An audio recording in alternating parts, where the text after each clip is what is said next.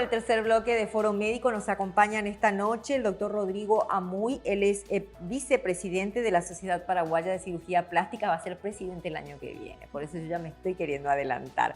Es médico cirujano, también el licenciado Amílcar González, psicólogo clínico. Y bueno, y voy a detenerme un poquito en el licenciado, que prácticamente en el bloque anterior no tuvimos mucho tiempo para desarrollar el tema con él. Pero le preguntaba yo si existe tratamiento para la dismorfia y también si existen signos de alarma como para hacer una profilaxis, digamos, una terapia de prevención. Yo cómo me doy cuenta para poder ayudar a esa persona a que se agrave ese tema, ¿no?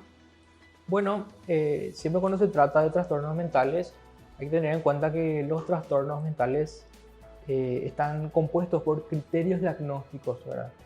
Y para llegar al diagnóstico en sí se deben cumplir varios criterios, ¿verdad? Pero previamente a eso, ya con un criterio o con la existencia de dos criterios, ya se puede trabajar o ya se puede vislumbrar ahí que se está aproximando el desarrollo de un trastorno, ¿verdad? Por ejemplo, cuando la persona insiste demasiado en que tiene un defecto, pero ese defecto es casi imperceptible a los ojos de otros y a los ojos de otras personas cercanas y de otro profesional, pero sí genera, por ejemplo, evitación, ¿verdad? Evitación de las personas, ya no se quiere enfrentar a actividades sociales, ¿verdad? Ya no quiere acudir a fiestas, todo lo que es vestirse o exponer su cuerpo, irse de vacaciones, todo lo evita, ¿verdad? Esa evitación también es una señal de alarma, porque esa evitación se tiene que mostrar de una manera intensa y prolongada, ¿verdad? O sea, tiene que atravesar su vida cotidiana y tiene que interrumpir sus actividades diarias, ¿verdad? Digamos que no hay una franja etaria determinada, o sea, no es que solamente porque todas esas características las podemos comprender en un adolescente. Un adolescente. De repente que somos en una etapa de nuestra vida que tenemos complejos, Sí. no queremos mostrar las piernas. Bueno, eso era en mi época. Ahora ya las chicas son mucho más abiertas. Es así, doctor, ¿no? Sí. Era otra generación, pero igual hay chicas que están así, pero eso en una edad. Pero en otra etapa de la vida, si se da, ya es llamativo, o sea, es una llamada de atención. Es una llamada de atención, pero la forma de ese comportamiento cambia nada más, ¿verdad? Pero la finalidad es la misma, ¿verdad? Señala o compara, ¿verdad? Por ejemplo, las personas se comparan con su versión más joven, ¿verdad? Antes yo no tenía estas arrugas, y no interpreta que es un proceso natural de la vida donde las personas desarrollan arrugas o desarrollan otro tipo de rasgos, ¿verdad? Claro, el cuerpo va cambiando, todo va cambiando. Efectivamente. Pero la literatura, por ejemplo, habla específicamente de todos estos pensamientos, todas estas conductas de comprobación cuando va a salir y se mira al espejo, cambia, se modifica, se sobremaquilla. La literatura habla de 3 a 8 horas en el día de todo este tiempo invertido en estos rituales, ¿verdad? Y entonces en ese lapso de tiempo que se da, ya es una manifestación clara de que existe, que se está aproximando un trastorno mental. Pero es más frecuente este tipo de trastorno. ¿Cómo? ¿Es más frecuente este tipo de trastorno, la dismorfia? Sí. ¿O simplemente hay más difusión dentro del campo en el que te desempeñas? Justamente, sí, es un trastorno invisibilizado que siempre existió, ¿verdad? Solamente que ahora, por la existencia de la facilidad de los medios, ¿verdad? Por la influencia de la industria de la moda, por la influencia de los referentes musicales, los referentes de otros países, ¿verdad? La comparación con los criterios estéticos de otro tipo de cuerpos, ¿verdad? Entonces, sí existe este trastorno anteriormente invisibilizado, pero por todo lo que hoy ya se puede saber, ¿verdad? Por la globalización y por el acceso a la información, ya está saliendo más en relieve, ¿verdad? Entonces las personas, más a la luz. sí, ya se están dando cuenta de que no es algo típico, ¿verdad? Que necesita ayuda. Sí. Y se da en hombres y mujeres también. Sí, También en hombres. sí, así es. La literatura habla de una proporción de cada manifestación, por ejemplo, de cada 3 mujeres, 2 varones también presentan rasgos de este trastorno, ¿verdad? Pero en los hombres también hay una variable que se llama dismorfia muscular, ¿verdad? Muscular, exactamente. Dismorfia corporal, y la variable que se da en los hombres, dismorfia muscular. Que se quieren ver grandes. Sí, que son chicos musculados, que tienen una buena proporción así de física, pero que nunca, según sus expectativas, o sea, nunca según ellos, sus expectativas son alcanzadas, ¿verdad?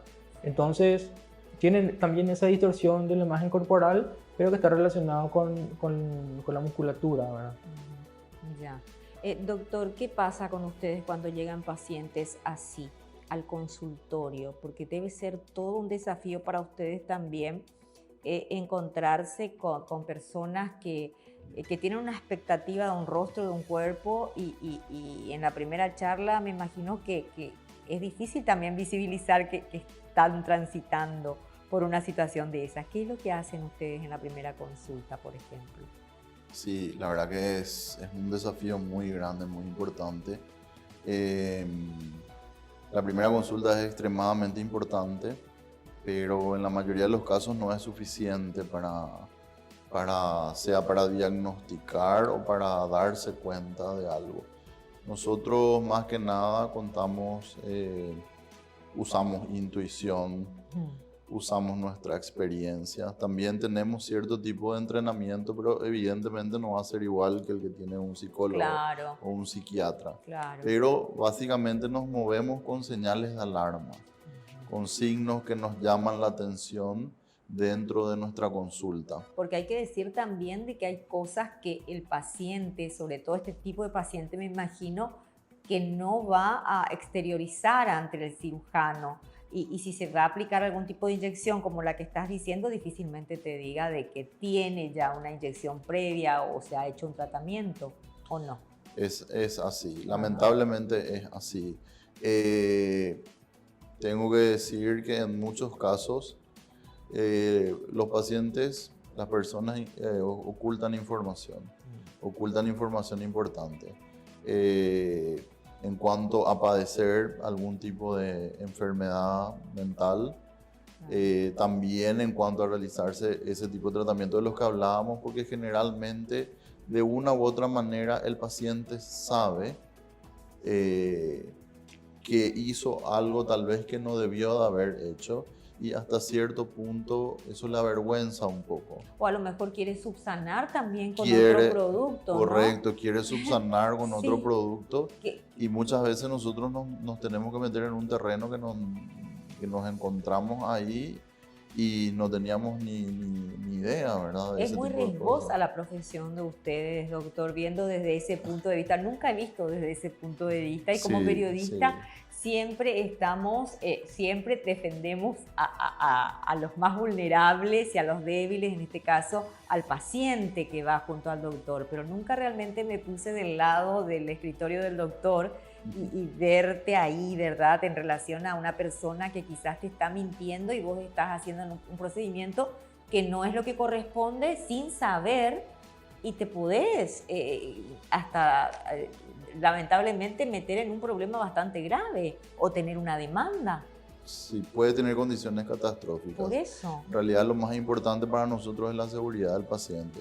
Sí. Y si nosotros nos manejamos de ese modo, siempre en primer lugar, pero es cierto que a veces esa vulnerabilidad pasa del paciente al médico y es prácticamente indiferente e independiente. Eso es cierto. Por eso es muy importante la primera consulta.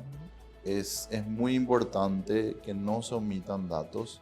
Es muy importante que cada persona que viene a consultar entienda que se encuentra en un espacio seguro, entienda las implicancias de lo que es el secreto profesional, que la información que comparte se va a quedar solamente ahí entre el médico y esa persona, sea lo que fuere.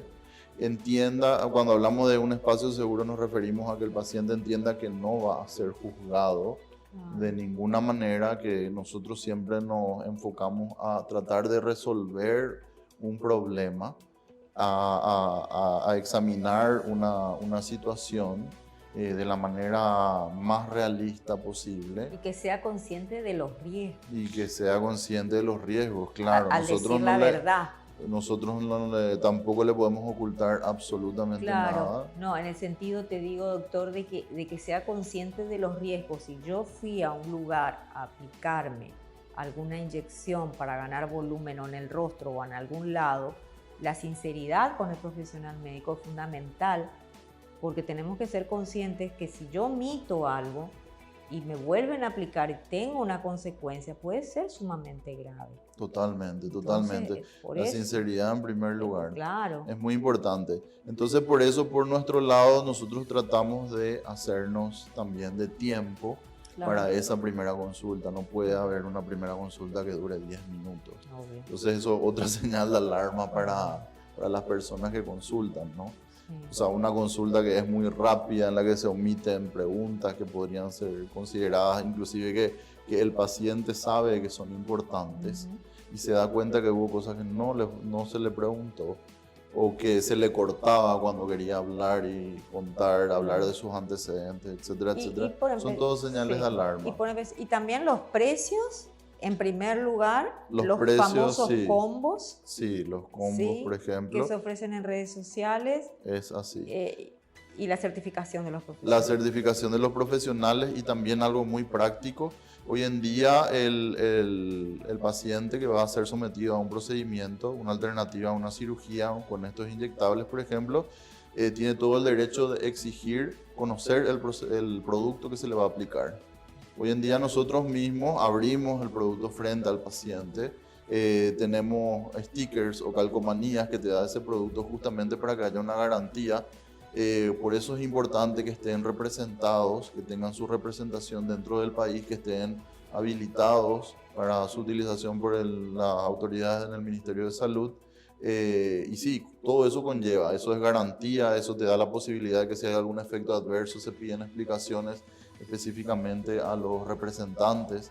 Exacto. Y eso explica también de por qué la utilización de ese tipo de productos, entre comillas, buenos o autorizados, siempre cuestan un poco más caro que los otros. Totalmente comprensible. ¿Me permiten otra pausa, por favor, breve, y volvemos ya con la parte final del programa? Ya regresamos.